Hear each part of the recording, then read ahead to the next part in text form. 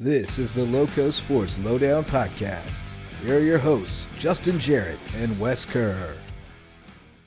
Hey, Lowco sports fans, joined now by Mr. BJ Payne, the head coach of the football team at Hilton Head High School, and of course the coach of Jalen Sneed, who has been the man of the hour, the man of the week after signing with Notre Dame and making it official on Wednesday. And BJ, I know you just have to be beaming with pride this week to finally seeing this thing through to the end. It's been a long process, and you started telling us a couple of years ago that Jalen was going to be the most recruited athlete in Hilton Head High history, and sure enough, here we are. He's a member of the Notre Dame Fighting Irish, and I know you have to be feeling pretty excited about it.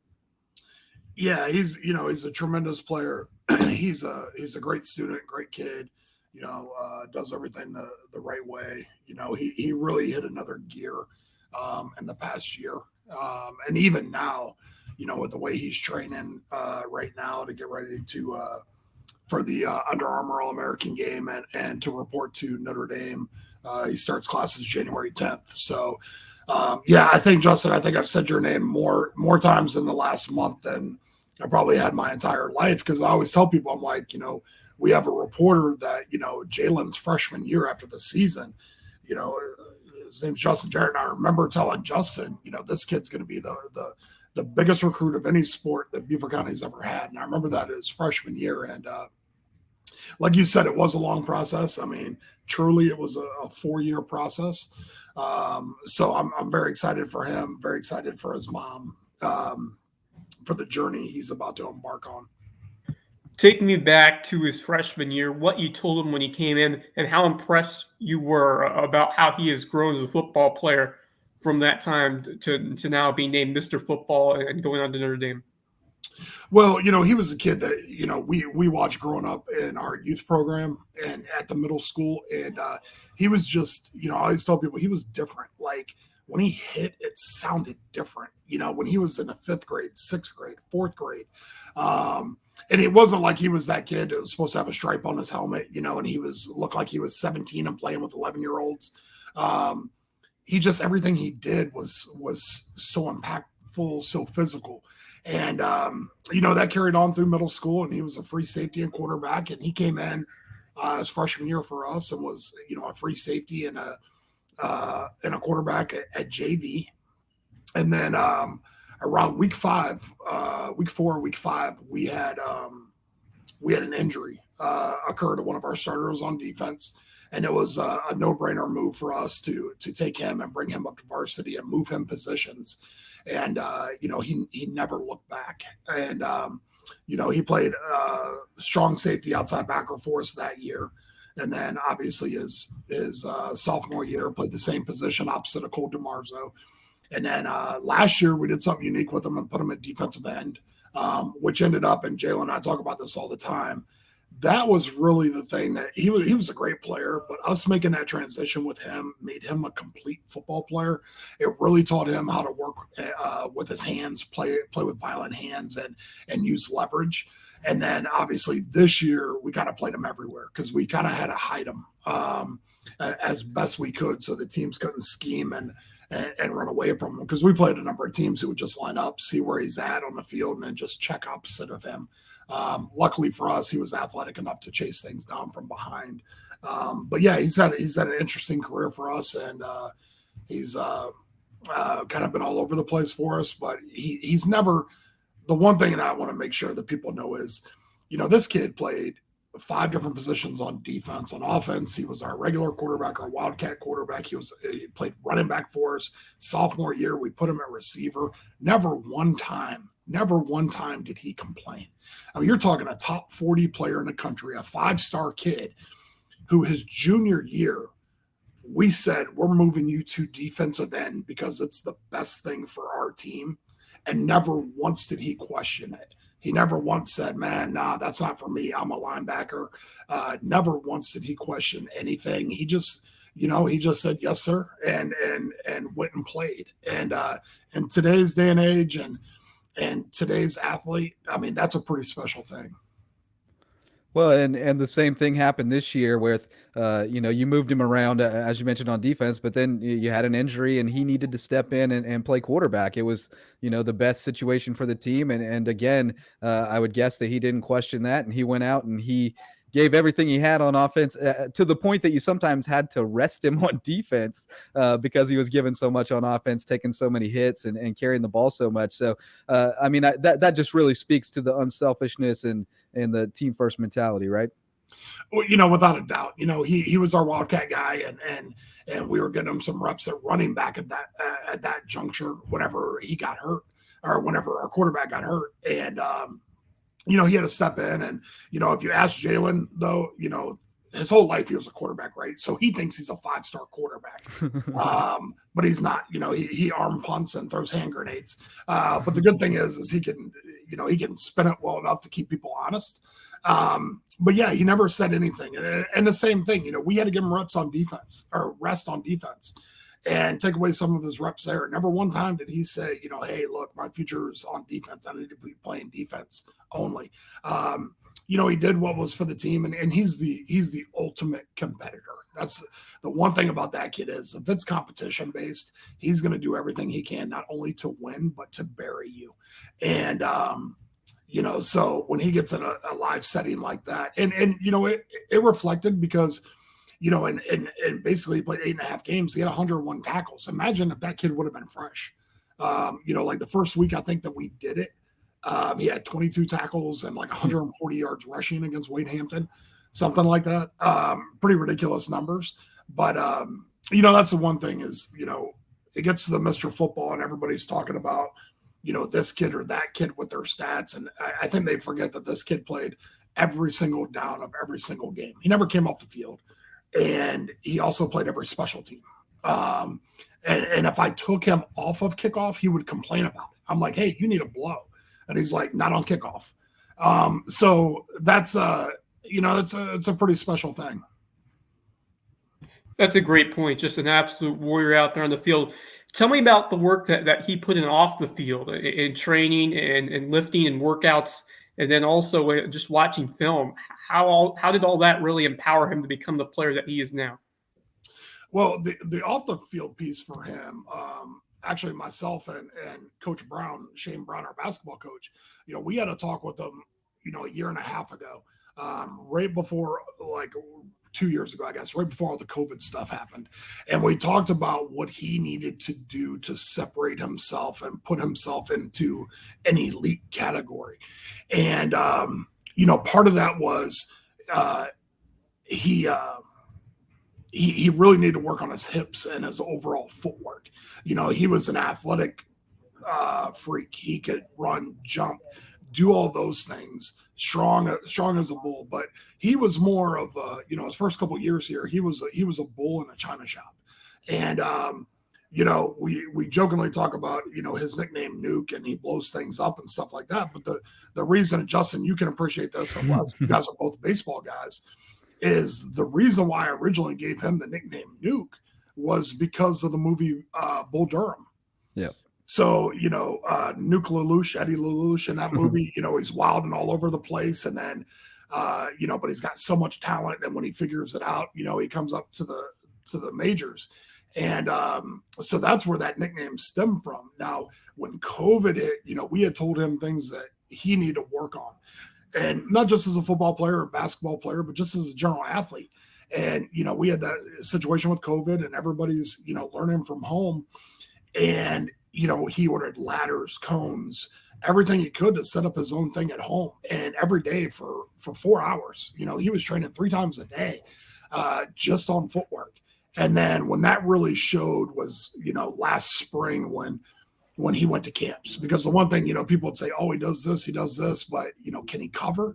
So when he went to these combines and just shut everybody down, the top receivers in the country, top slots, top running backs, but that was something that he worked on, he mastered. And, you tell kids all the time, like, you can be a great athlete and go here. But the guys that go to the elite level, that go to the top, they're guys that do things on their own, not just what we do within our own strength program and our own speed program, but guys that go over and beyond and do the unique individual things, to make them better.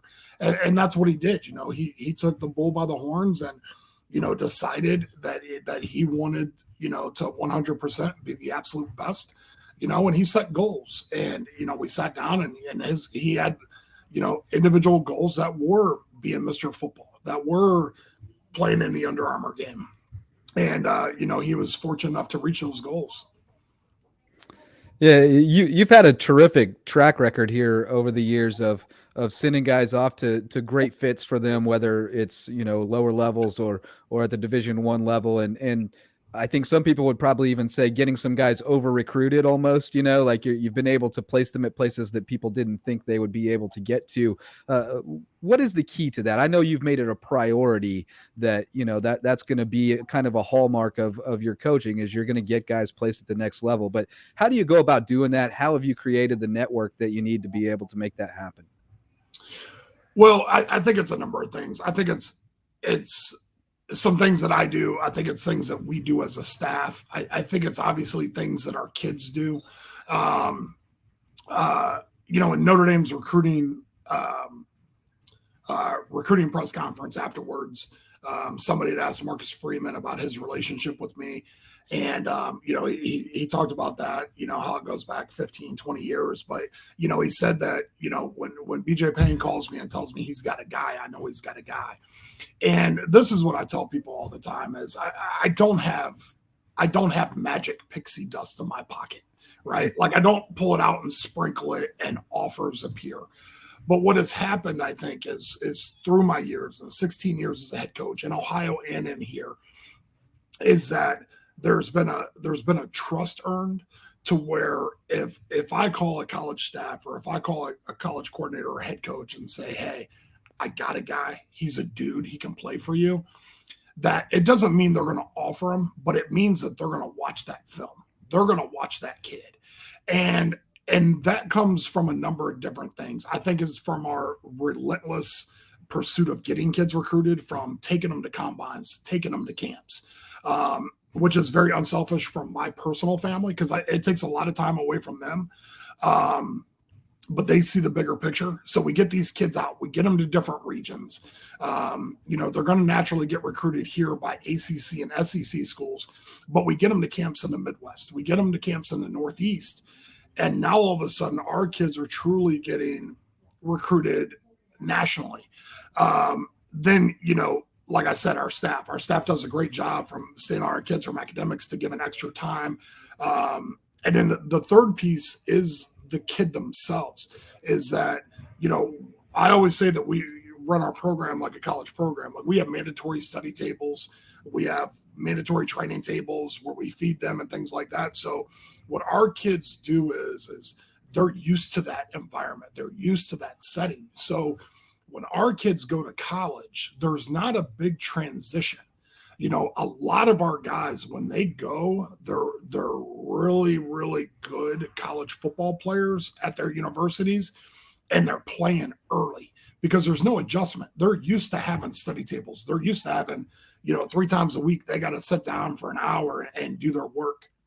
Where some kids who don't have that in our high school program, they're not used to that. And so they get to the next level, and it's a total different thing for them. But that's it. At the end of the day, it's still in the colleges to get them recruited. And like I said, we've earned that trust. And I'm brutally honest with our players. I'm brutally honest with our parents and with college coaches. If a kid's not a guy, I'm going to tell them. And that's happened before. And it's happened here to where a kid thinks he's at this level, but he's really not. He's here. And that's okay. There's nothing wrong with that. There's nothing wrong with being a 1AA guy, a Division II guy, or a Division III guy. There is a major difference in being a great high school football player and being a college recruit or a college prospect. And like I said, I think we've earned that respect from coaches to where, if we call and say, hey, we got a guy, then they're going to take a look at our kid. And like I said, it doesn't mean they're going to offer him, but somebody's going to put eyes on that film, and that kid is going to get evaluated. I mean, I think it had a lot to do with the success of Puna Ford, even back to Michael Julian as well. Tell me about how those early players on your first few teams really helped lay the foundation for what we're seeing now, sending a bunch of quality talent off to the next level. Well, I tell our kids all the time is, they have to be thankful for the group ahead of them, because that's the way it all starts, right? So when I got here, Michael Julian was going into his senior year. So I get down here, I see a 6'4", 190-pound quarterback that can make every throw and is uber athletic. So I got here, we got Michael's stuff out, which was kind of funny because Michael Julian's film that I created for him off of his junior year, the first 3 passes he threw on there were drops. And, he's hitting receivers and striding, they're dropping the ball. And he came to me and said, "Coach, you messed up my highlight tape. The first 3 tapes, or the first 3 clips are people dropping the ball." And I said, "Michael, they're not recruiting the receivers. They're recruiting you." And so Michael really picked up the steam and ended up with, 20 offers. He got a lot of really big offers late, but he stayed with Toledo. Well, what happened was schools are coming in to see Michael Julian. And then it's, who's that guy? That's Puna Ford. Who's that guy? That's Khalil Lewis. Okay. Now the next year they're recruiting those guys. Who's that guy? That's Justin Morrow. Who's that guy? That's Tyler Hamilton. Who's that guy? That's Bryce Singleton. Who's that guy? Aaron Frazier. So that's the way it works, really, is it's all, the stem, like Jalen, all, so much of his early steam because of everybody that was here to see Cole DeMarzo and to see Christian Miller. So they see, they come to see those guys, but then they see other guys. And, I think that's it. The biggest piece is, it goes from year to year, and like next year we'll have Chris Maribel, who will be in the same situation, recruiting wise, not to the extent of Jalen, but, a lot of his foundation is being built off of, Jalen's success. So it just it piggybacks on top of each other. And, it keeps college coaches coming through our doors and at our spring practices. And, during a normal non-COVID situation, we have 50 to 60 college coaches that come to watch our spring practices and evaluate our kids. That's terrific. I mean, you're absolutely right. It's kind of one of those things that once you get the ball rolling, it kind of opens up a pipeline a little bit, gets you on the map. And so who are the next guys? I mean, you mentioned Maribel, but who are some of the other guys who may get a little bump off of folks watching Jalen's film this year? I think the big one right now is Chris Maribel. He's a pretty elite interior defensive lineman. First team all region kid, 6'4", 285, uber athletic. The biggest thing for him is he's an interior defensive lineman, and getting him to understand it's okay to be double teamed and triple teamed, because, kids in high school, they just want to make plays. But getting him to understand that college coaches, when they watch your film, they want to see how you can take on a double team, because you're not going to make every play at the college level. So Chris is one guy for sure. And then we have a bunch of younger guys. I think the unique thing about us now is we're kind of, getting into, that the next couple years where, we might not have uber athletic kids, but we have so many great kids. And so it's going to be a little bit of a different look for us, I think, in the next year or two. As opposed to, what it's been in the past, where, we're going to have a lot of, really, really good high school football players and great kids and all of that. But as far as recruiting, obviously, Chris Maribel, Braylon Kitty is kind of, stroked the fire a little bit his freshman year, which he's got to bring back this year for his junior year. But those are a couple of guys that just pop off the top of my head right now. A really exciting future for this Hilton Head High program. Let's talk about Puna. What a year he is having for the Seattle Seahawks. Just coming off his best game of the season against Houston, 6 tackles, 1 for loss, 3 solo stops. Tell me about how impressed you are of what Puna has done this year. And I really think Seattle's in a position where they can still make a run here in the NFC and make some noise down the stretch. Yeah, they got 2 tough games left. They got the Rams this weekend, and then they got the Cardinals to finish the season, and a couple games in between that they should win. I was looking yesterday and the day before, I guess the Rams got like 16 guys on the COVID list. So, if they hold out another week, maybe that'd be a good thing for them. But yeah, they're a scary team that if they get in the playoffs, they can do some things. But they got some key guys out for the season: Chris Carson, Jamal Adams. But yeah, he's had a phenomenal year. They switched his position this year. He went from nose guard to 3-tech. He hasn't played 3-tech since high school. So it's been a little bit of a learning curve because usually when you go out to 3-tech, you're getting single blocked by just guards.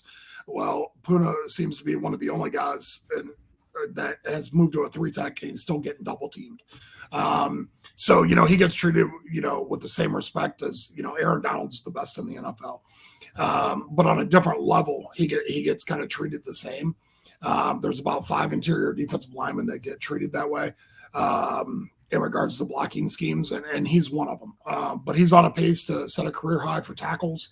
It seems like it's been a little bit of a quiet year for him, and then obviously next year is going to be a huge year for him. About 3 weeks ago, we started talking about where he's going to train this off season because it's going to be next season is going to be such a big year for him. It's going to be a contract year. He just signed a 2-year deal before this year. So he'll be going to a contract year. So where he trains at this offseason is going to be ridiculously important. And he knows that. And, we're getting that figured out. But, yeah, he continues to grind. It's a great thing to watch. I actually, for the first game that I've missed in like 2 or 3 years was this past Sunday against Houston. We had a youth combine here at the school for little kids. And so I missed the game. So I told his dad and his agent, I said, of course, this is going to be the game. I bet he has a huge game because I miss it. And that's exactly what happened. You've maintained a phenomenal relationship with him, almost like a father-son type relationship. Talk just a little bit about what he's meant to your family and to you personally.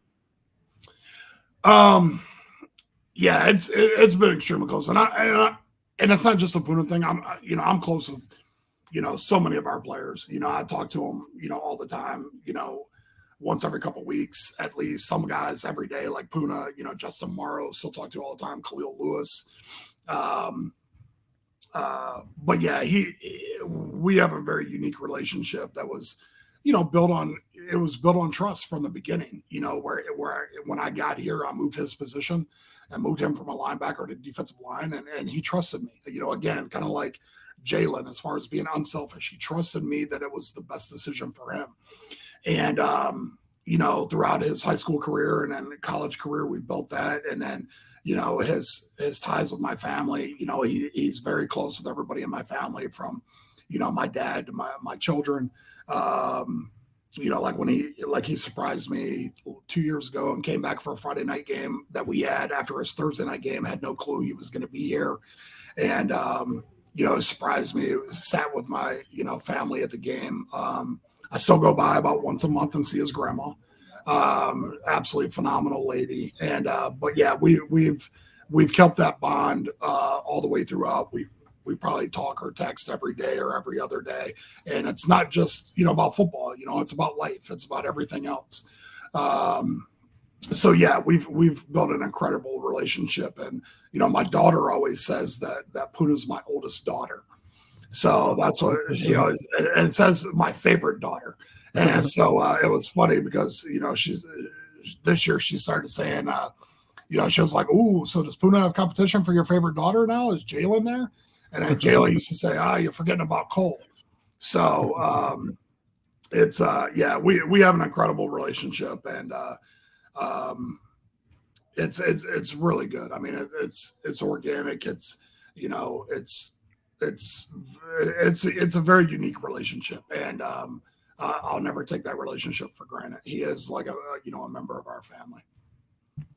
Great stuff. Tying this back to Jalen, how has the relationship with Puna and Jalen Sneed, how has that really impacted Jalen's career, and what has he learned from watching Puna and hearing from Puna's experience? I think quite a bit. They've spoke a couple times. As we all know, Puna isn't the biggest talker in the world. But I reached out to Puna, probably, Jalen's sophomore, junior year, and said, hey, this kid's going to be pretty special. If you can grab him whenever you get a chance and talk to him a little bit just about what he's going to go through. And, I know that they talked for about 15, 20 minutes last year at Soar Fest, which is a Soar Day, Puna's big event he put on. And they just talked one-on-one. I told them, I said, hey, I don't want to be a part of this. I just want you guys to talk. Like, Puna, tell him your experiences. Tell him what he's going to go through here. And so in a very quiet way, I think he's mentored him a little bit, but it hasn't been like a once a month thing, anything like that. But when they get the opportunity to talk, they talk about it. And I know Puna's extremely proud of him. Everything that comes out with Jalen, he retweets and puts back out there. And, Puna's extremely, extremely, extremely proud of where he comes from. And, everything you see him in pregame, he's always wearing stuff for South Carolina and for the state of South Carolina and for Beaufort County and 843 and Hilton Head. And any success that we get from this area, he's extremely proud of. So, he's done a tremendous job with trying to help Jalen in the quiet way that Puna Ford operates. Yeah, he is definitely a man of few words still to this day, but we'll have to see we'll have to see if we got a big enough Lowco Strong t-shirt for him to fit into. I'm not sure we have any that big, but talking about Jalen and moving him around this year, and I think that might have actually been beneficial to him, especially getting some time at safety, because it looks like Notre Dame likes him in that kind of hybrid linebacker safety role that is so important to their defense. Do you get the sense that that's what they're grooming him for? Yeah, he'll be an overhang type guy, whether he's at Rover or Will, an outside backer that can cover. And it was, a lot of times, we didn't use him as a true free safety. We might have lined him up at free safety, but we'd walk him down to 7 yards because we wanted to keep him in the box. But yeah, 100%, moving him around, really got him used to seeing a bunch of different things from coverage to blitzing. And that's what he is. He has turned his coverage game to an elite level as well. But with that being said, at the next level, he's going to be a, drop him in zone every now and then type guy, but he's a pin his ears back and let him go type guy. So I know that's what their plans are for him. They're planning on him coming in January 10th and then, having a great spring and being ready for next year. This isn't hey, you're walking into red shirt or we're hoping you're going to be ready in 2 or 3 years. They expect Jalen Snead to be ready to play and play early and often. So he's got some things he's got to do. He's got to continue to, become a better football player. He's got to, learn everything within their defense. And he's got to put on a little bit of size, which is going to come so natural for that kid because, he just constantly burns it. And he's always done that. Like during basketball season, he's always lost 10 to 15 pounds. But, we weighed him the other day. He's about 208. I know by next season, they want him at 220, 225, which I see him putting on 15, 20 pounds probably within his first 6 to 8 weeks in Notre Dame. I think once he gets there, he gets on that eating schedule and that workout schedule. And you look at his frame, he's just naturally going to put it on. And I think it's going to be, a really good thing for him. But he knows that too. He knows that, they're expecting him to come in and be electric and play early. So he's excited about that. Cannot wait to see him in South Bend. Tell me about his relationship with Marcus Freeman over the years. I know the two met freshman year when he was at Cincinnati. Tell me about the bond that they have developed and what you're looking forward to seeing him alongside Marcus Freeman over at Notre Dame. Just a great experience, how they bonded and now being able to play together over at an elite college football program. Yeah, so, his freshman year, right after the season, I had called Marcus and said, you got to check this kid out. And Marcus was like, where's he going to school? He thought he was a senior by watching his film. And then he, when he found out he was a freshman and he was 14 years old, Marcus was just blown away. So, Marcus had offered him and Marcus said, look, I'm gonna offer this kid and build this relationship with this kid, and not so much that, because remember at the time that you're talking, Cincinnati wasn't a playoff team at this time, right? So this is 4 years ago, and they're just a really good team in the American Conference. And and Marcus said, this kid's going to be an elite top 50 kid. Not so much that I'm recruiting him for Cincinnati, but I want to build a relationship for this kid because I want to recruit him for me, because who knows where I'm going to be at in 4 years. And Marcus was foreshadowing, which makes him the elite recruiter that he is, and he built that relationship with Jalen throughout the years, over the course of 4 years. And then he gets to Notre Dame about a year ago now. It was last January, and Marcus and I, have an extremely close relationship, and we talk all the time, almost like every other day. But when we do, it's like 11 p.m. at night. It's 10 p.m. at night. It's when he's leaving the office and heading home. And he called me like at 10 o'clock in the morning. And I said, he calls me and he says, "Hey, what's up?" And I was like, "What do you want to know about Snead?" And he said, "Oh, no, I'm not calling about Jalen at all." He was like, "I'm just calling to see how you're doing." I'm like, "No, you're not." And then he was like, "Well, I mean, maybe we're in the recruiting room. Maybe we just got done watching Jalen Snead's film. Maybe we're going to offer him here at Notre Dame." And then we had a big laugh about it. But then that's when they really, built that bond. And I told, the first Zoom meeting that they had, with him and his mom, when they hung up on the Zoom, I looked at his mom and I said, "I don't know if you'll fall in love with the University of Notre Dame, but I know that you'll fall in love with Marcus Freeman." And, at that time, I personally had not seen Notre Dame's campus. Obviously, Notre Dame, it's a great academic school, but you don't know all the pieces that go to the puzzle. And as I learned that, I was, pretty blown away. And I knew it was going to be, for what the kid wanted and for what his mom wanted.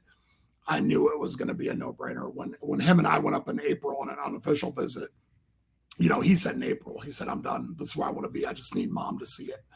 And he knew as soon as mom saw it that it was going to be, she was going to, stamp it and seal it. And,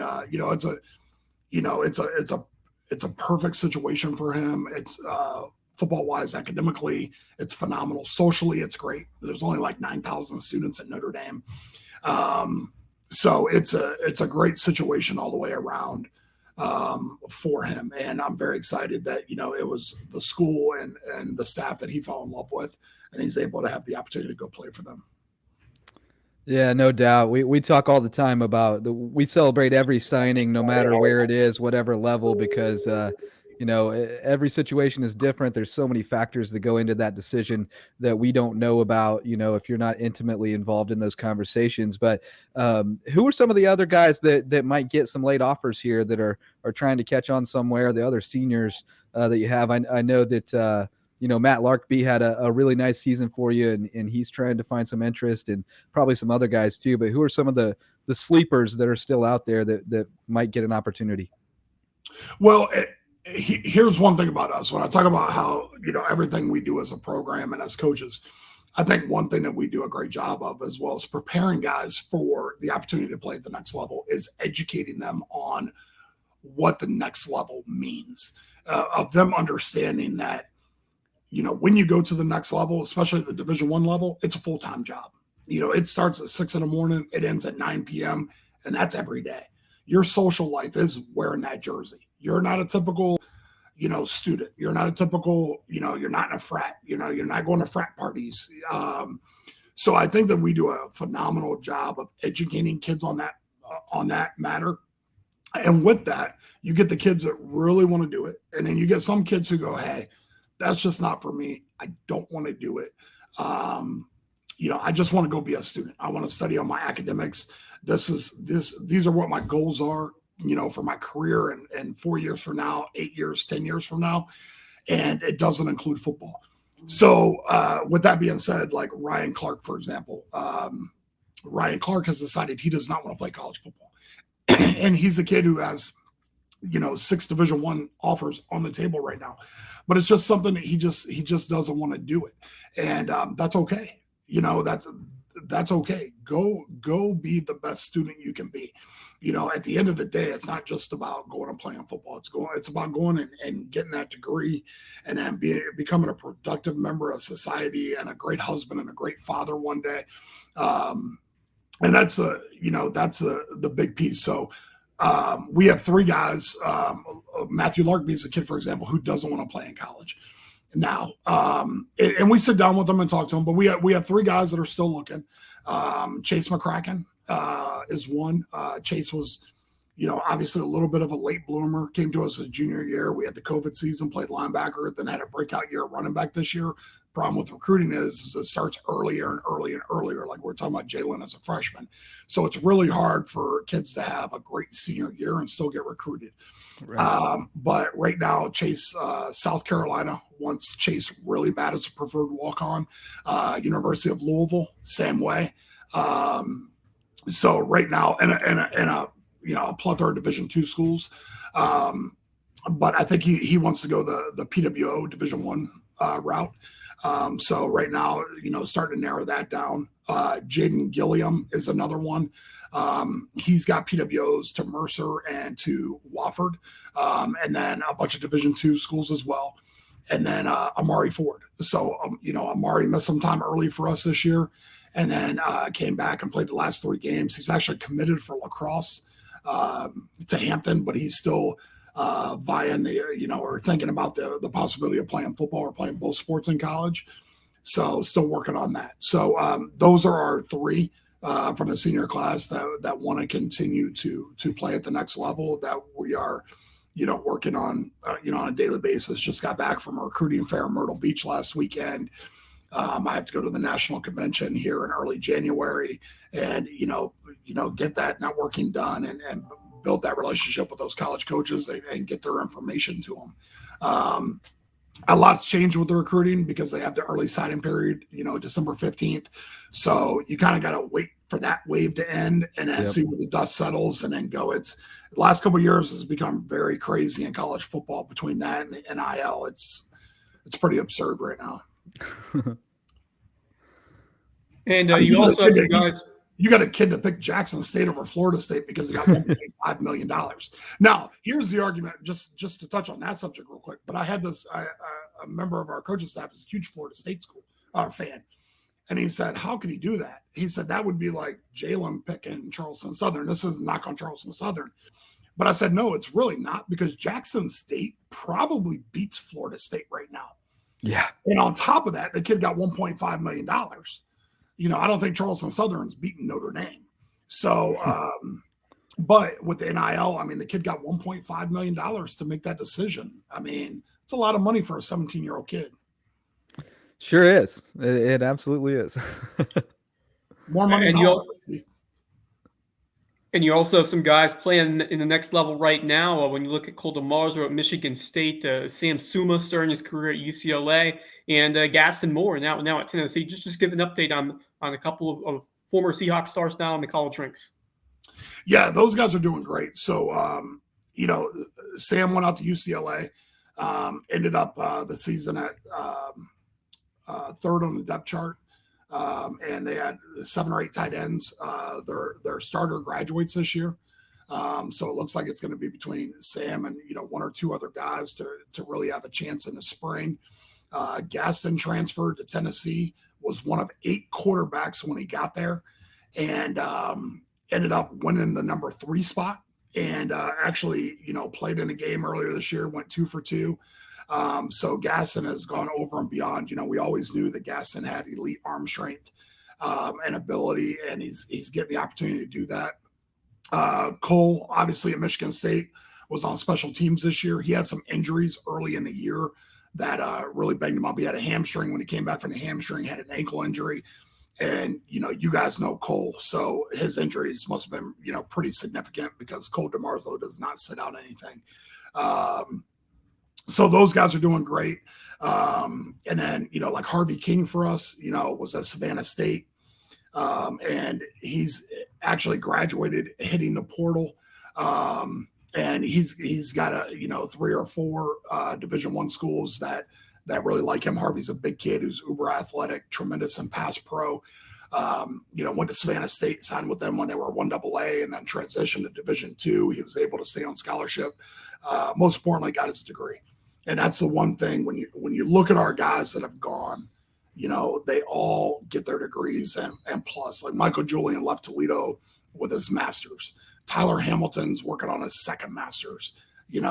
Jerome Maddox the same way, Jeremiah Maddox the same way. So these guys go, they perform on the field, but then they also get their degrees and they usually get a graduate degree to go with it, all for free.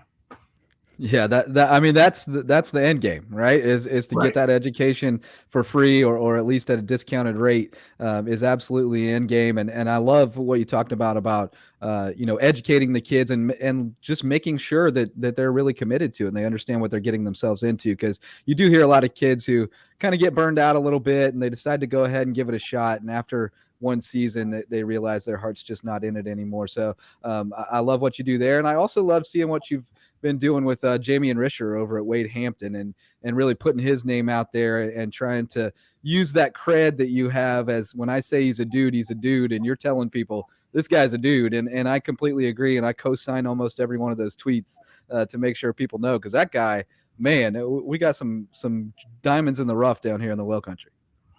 Yeah, he's a ball player now. He's a dude, and I talked to his coach before the game when we played them, and I said, what does he have going on? And he had told me, not a ton of interest, and then obviously I got a chance to watch the kid live, and he's very Jalen Sneedish. You know what I mean? Yes, he is. A lot of similarities there. Now, I think when it comes down to true testing numbers, there's a major difference there. And I think that might be part of it. I think Rish maybe, I think he's like a 4.8 guy, 4.9 guy, which is what I was told. But when it comes to just playing ball, he's a dude. And he's got all the check marks. He's long. He's a big kid. I'm in pregame looking back and forth at him and Jalen. They almost look identical physically. Carbon copies. Yeah, it's crazy. And he's another kid, never came off the field, right? They attached the wagon to him and said, "You're our guy." But I know his coach Hanna, has been sending his stuff out, trying to get him. But it's that thing again where, it's where recruiting has gone. And, when you really have that senior year where you're that guy, you're the dude, it's really hard now. And, Rish has gone through some things where, he played receiver. And then this year they just, said, he's not a quarterback at the next level. And I think that's part of what college coaches are trying to figure out. What is he? And I just saw this morning or last night, he got an offer from Coffeyville, which is a community college, which is like a JUCO. And from all accounts, what I've been told, he's really good academically. But that might be something that's an option for him, to where, you're a qualifier and you go to a JUCO or a community college. You don't have to go there for 2 years. You can go there just for 1 year. So he can go, do that for a year, ball out, and then go get more offers. And so that might be an option for him. But I think he's a tremendous kid, very respectful. But as a player, that dude can play. And on top of that, like I said earlier, there's a difference between a great high school football player and a college prospect. But I think he meets both. I really do, because I think he hits the check marks. I've never put a stopwatch on him on a 40 or anything like that. But, just watching him play, he's just, man, he's good. He passes the eye test for sure. Yeah. He's a dude. He is a, almost a throwback type kid. He's a ball player. He wants the ball in his hands. Absolutely. And we talk all the time about putting the local on the map. And I think we certainly did it this season. When you look at Jalen Sneed being the first player from the Low Country to win Mr. Football, and then what Beaufort High did, making it all the way to the 4A state championship game, just reflect on this football season and how the Loco showed out really in all phases with Sneed's success, with Beaufort's success, and a bunch of really talented players who put together some outstanding showings this fall. Well, I think as a whole, we have really over the last, I've been here 10 years now.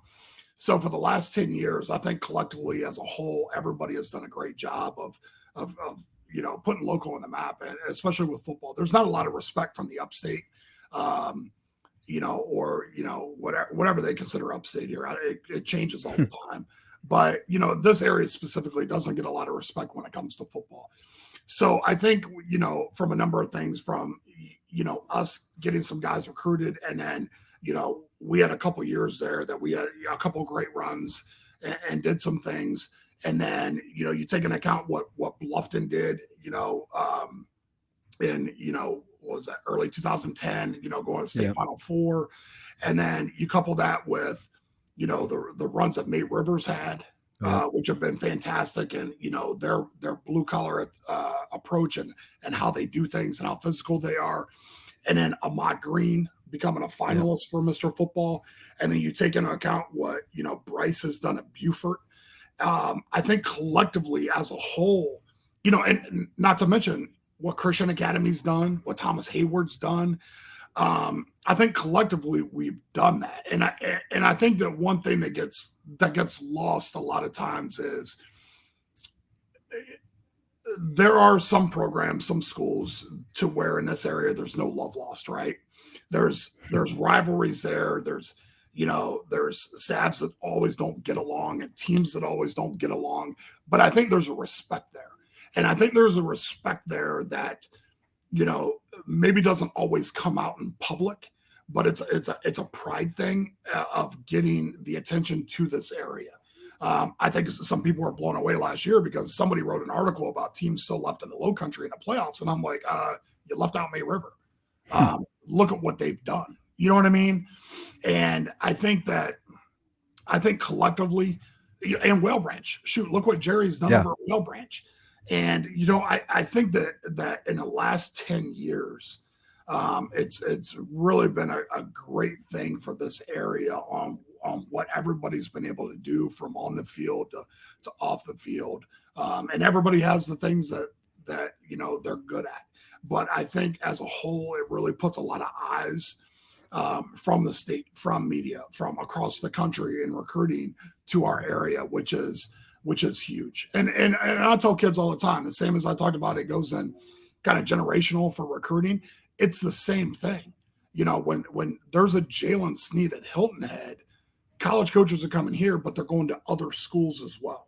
When there's the big tackle from Whale Branch, if they're going to see him, they're coming to us as well. DJ Aiken, the same thing. Ahmad Green, the same thing. So if they're there, they're going to hit the other schools in the area. Yep. And I think that, the success on the field and off the field for the area has been tremendous. And I don't think we'll all sit around a campfire eating s'mores together, but I think that there's a respect by each other for what everybody's done in their own realm.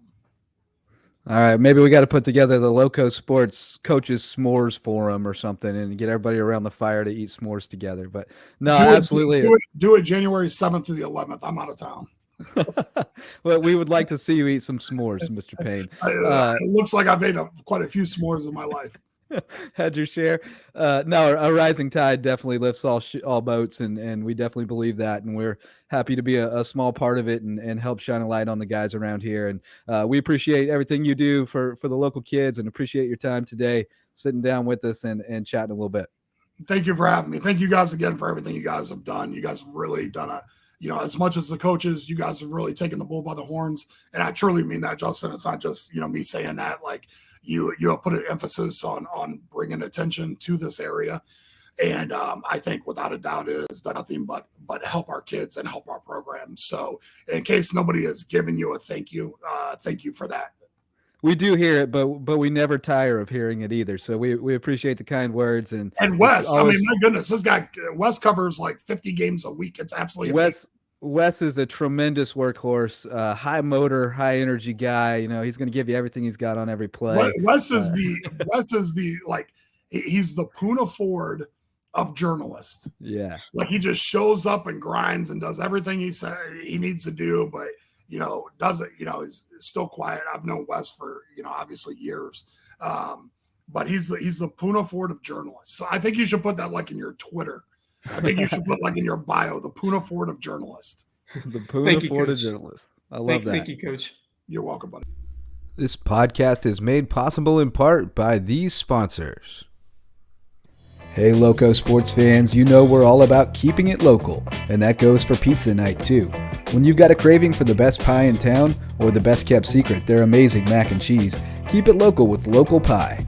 They have 2 locations, on the Promenade in Bluffton and on New Orleans Road on Hilton Head Island, where they serve up incredible wood-fired pizza featuring regional sourced ingredients, and their mac and cheese is the best kept secret in town.